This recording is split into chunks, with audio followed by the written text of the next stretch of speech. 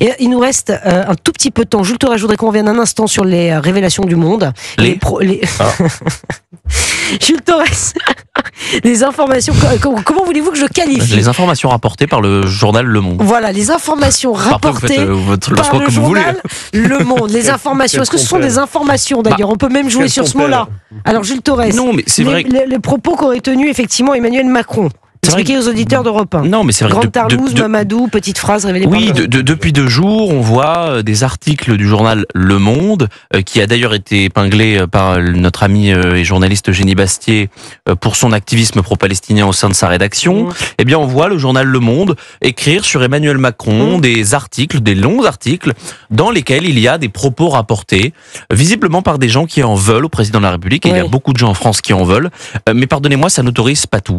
C'est-à-dire que on ne peut pas écrire parce que un ennemi du président de la République nous a dit que, je sais pas moi, il considérait Matignon porté par Gabriel Attal comme la cage aux folles.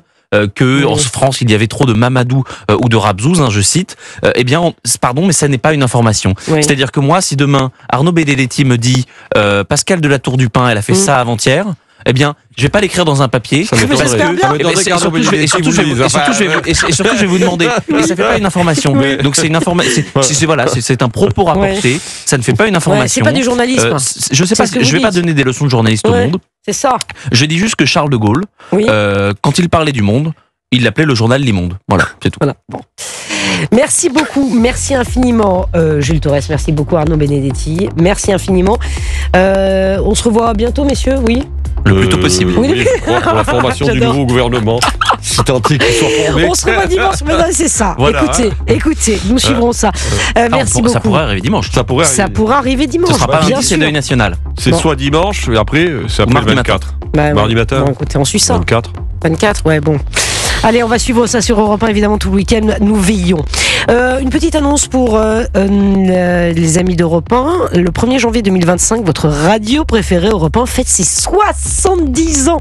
J'adore, c'est incroyable. 70 ans de moments mémorables, de directs, de rencontres, de rires, de jeux, de musique.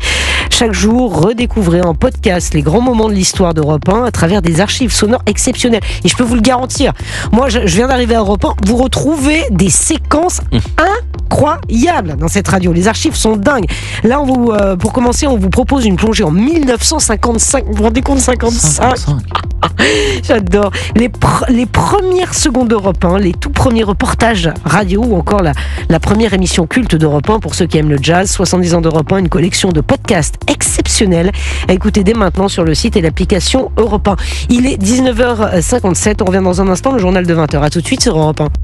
Europe 1 Soir Week-end, 19h, 21h. Sur Europe 1.